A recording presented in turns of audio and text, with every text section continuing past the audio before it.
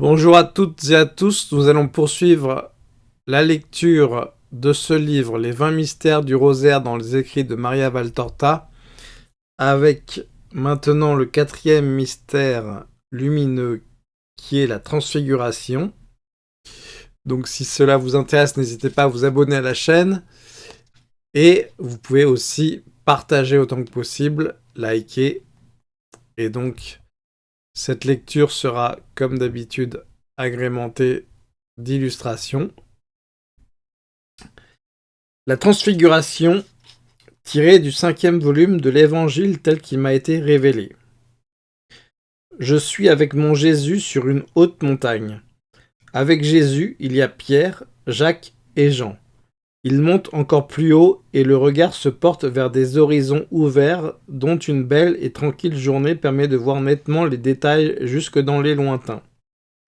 Jésus, après un court arrêt à l'ombre d'un bouquet d'arbres, qu'il a certainement accordé par pitié pour Pierre qui dans les montées fatigue visiblement, reprend l'ascension.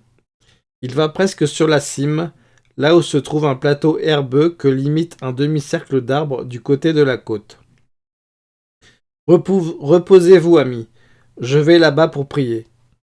Et il montre de la main un rocher qui affleure de la montagne et qui se trouve par conséquent non vers la côte mais vers l'intérieur, vers le sommet. Jésus s'agenouille sur l'herbe et appuie sa tête et ses mains au rocher, dans la pose qu'il aura aussi dans sa prière au Gethsémani. Le soleil ne le frappe pas, car la cime lui donne de l'ombre. Mais le reste de l'emplacement couvert d'herbe est tout égayé par le soleil jusqu'à la limite de l'ombre du bouquet d'arbres sous lequel se sont assis les apôtres. Pierre enlève ses sandales, en secoue la poussière et les petits cailloux, et il reste ainsi, déchaussé, ses pieds fatigués dans l'herbe fraîche, presque allongé, la tête sur une touffe d'herbe qui dépasse et lui sert d'oreiller. Jacques l'imite, mais pour être plus à l'aise, il cherche un tronc d'arbre pour s'y appuyer le dos couvert de son manteau. Jean reste assis et observe le maître. Mais le calme de l'endroit, le petit vent frais, le silence et la fatigue viennent aussi à bout de lui, et sa tête tombe sur la poitrine et les paupières sur ses yeux. Aucun des trois ne dort profondément, mais ils sont sous le coup de cette somnolence estivale qui les étourdit. Ils sont éveillés par une clarté si vive qu'elle fait évanouir celle du soleil, et qui se propage et pénètre jusque sous la verdure des buissons et des arbres sous lesquels ils se sont installés. Ils ouvrent leurs yeux étonnés et ils voient Jésus transfiguré. Il est maintenant tel que je le vois dans les visions du paradis, naturellement sans les plaies et sans la bannière de la croix, mais la majesté du visage et du corps est pareille. Pareil en est la clarté et pareil le vêtement qui est passé d'un rouge foncé à un tissu immatériel de diamants et de perles, qui est son vêtement au ciel. Son visage est un soleil qui émet une lumière sidérale, mais très intense, et ses yeux de saphir y rayonnent. Il semble encore plus grand, comme si sa gloire avait augmenté sa taille. Je ne saurais dire si la clarté, qui rend phosphorescent même le plateau, provient tout entière de lui, ou bien si, à sa clarté propre, se mélange toute celle qu'a concentrée sur son Seigneur, toute la lumière qui existe dans l'univers et dans les cieux. Je sais que c'est quelque chose d'indescriptible. Jésus est maintenant debout. Je dirais même qu'il est au-dessus de la terre, car entre lui et la verdure du pré, il y a une sorte de vapeur lumineuse, un espace fait uniquement de lumière et sur lequel il semble qu'il se dresse.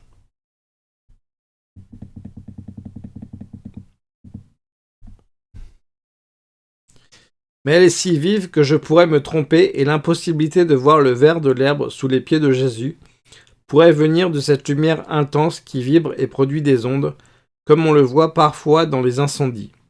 Des ondes, ici, d'une couleur blanche incandescente. Jésus reste le visage levé vers le ciel, et il sourit à une vision qui le transporte. Les apôtres en ont presque peur, et ils l'appellent, car il ne leur semble plus que ce soit leur maître, tant il est transfiguré. « Maître, maître » appelle-t-il doucement, mais d'une voix angoissée. Lui n'entend pas.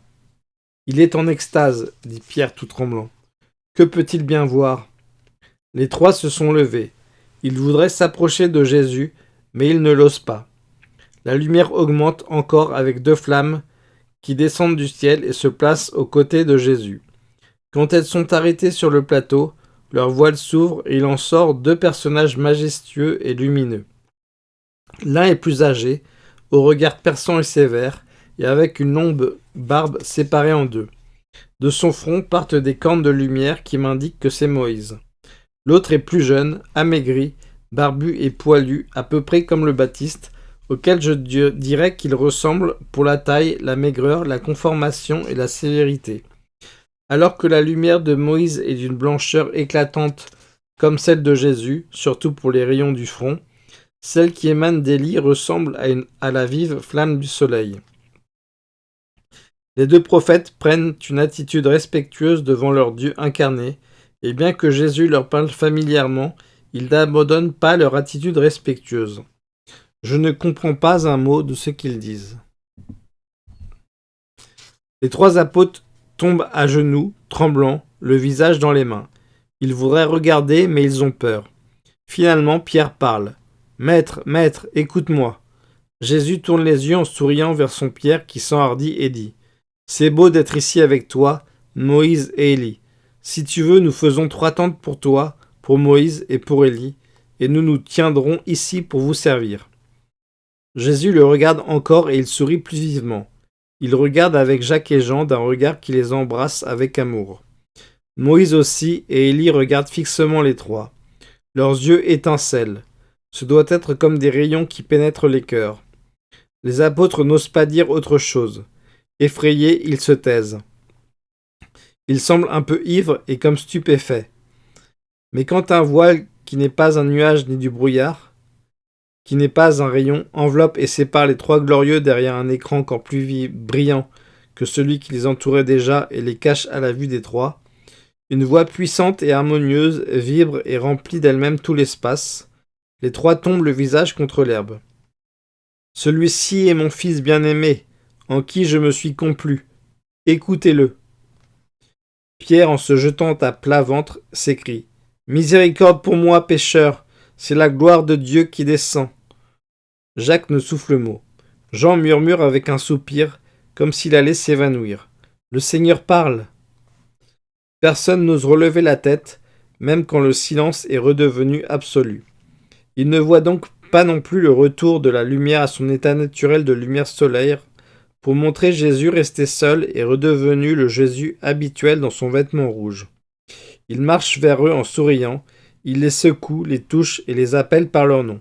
« Levez-vous, c'est moi, ne craignez pas, dit-il. » Car les trois n'osent pas lever le visage et invoquent la miséricorde de Dieu sur leurs péchés, craignant que ce soit l'ange de Dieu qui veut les montrer au Très-Haut.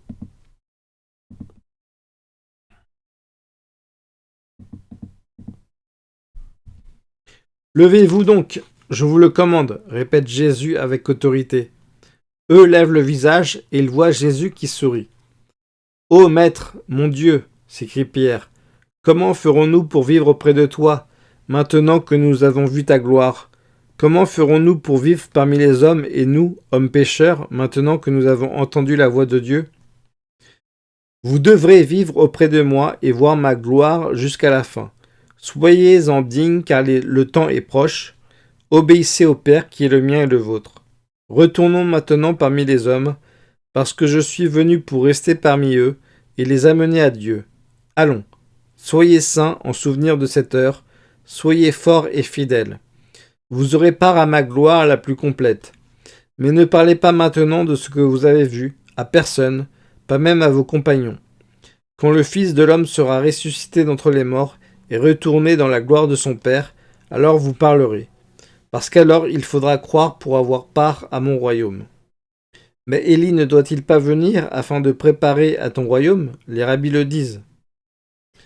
Élie est déjà venu et il a préparé les voies au Seigneur.